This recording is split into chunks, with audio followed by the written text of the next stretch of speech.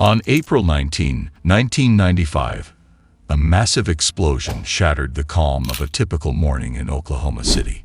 The Alfred P. Murrah Federal Building had been bombed, marking one of the darkest days in American history. This tragic event claimed 168 lives, including 19 children, and left over 600 people injured. It was a devastating act of domestic terrorism that shocked the nation and the world. The story of the Oklahoma City bombing begins with a climate of tension and distrust in the early 1990s. The United States was grappling with several controversial government actions, including the Waco siege and the Ruby Ridge incident. These events fueled a growing anti-government sentiment among certain groups and individuals. Two such individuals were Timothy McVeigh and Terry Nichols. McVeigh, a Gulf War veteran, and Nichols, his accomplice, were deeply influenced by these events and shared a belief that the federal government had become tyrannical. Their anger and resentment culminated in a plan to strike back at the government.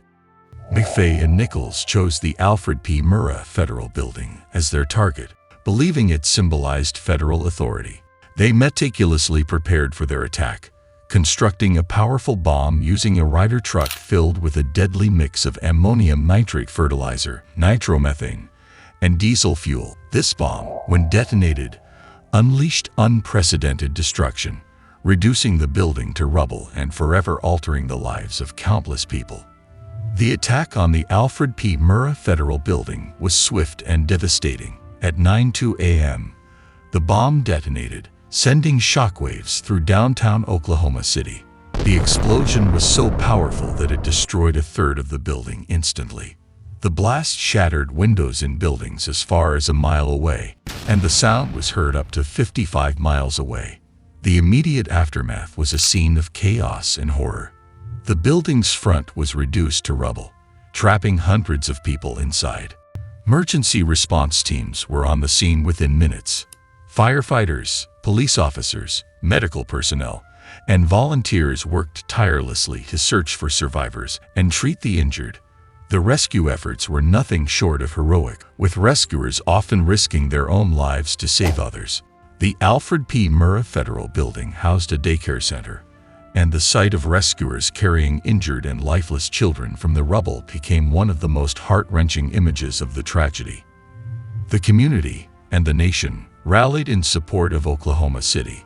Blood donations, financial contributions, and volunteer assistance poured in from across the country and around the world. The bombing united people in grief and determination, showcasing the resilience and compassion of the human spirit. In the days following the bombing, a massive investigation was launched to find those responsible. The FBI led the investigation, which became one of the largest and most complex in U.S. history. Just 90 minutes after the explosion, Timothy McVeigh was arrested for a traffic violation and illegal weapons possession. Evidence quickly linked him to the bombing, including traces of explosives on his clothing and a rental truck key found in his possession. Terry Nichols, McVeigh's accomplice, was arrested later. The investigation uncovered that McVeigh and Nichols had meticulously planned the attack, driven by their anti-government beliefs. Both men faced trials for their roles in the bombing. McVeigh was found guilty on 11 counts of murder and conspiracy and was sentenced to death. He was executed on June 11, 2001. Nichols received multiple life sentences without the possibility of parole. The swift capture and prosecution of McVeigh and Nichols brought some measure of justice, but the scars left by the bombing remain. The aftermath of the Oklahoma City bombing was felt deeply by the entire nation. In addition to the tragic loss of life and the physical devastation, the psychological impact on the survivors and the broader community was profound. Many people struggled with grief, trauma, and a sense of vulnerability that persisted long after the immediate crisis had passed. The bombing also led to significant changes in legislation and security measures.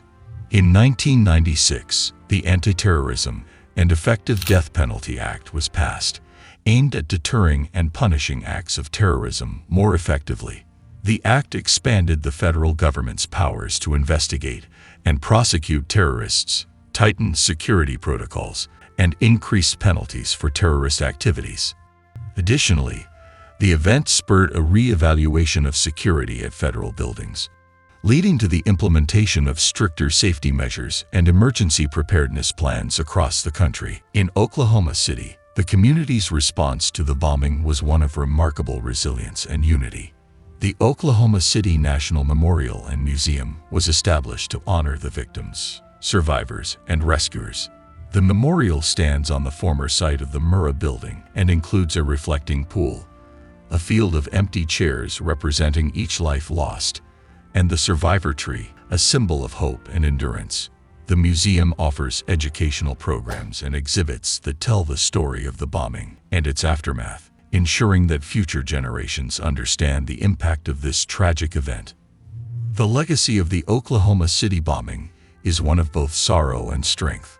It serves as a stark reminder of the dangers of domestic terrorism and the destructive power of hatred. At the same time, it highlights the resilience and compassion of the American people in the face of tragedy.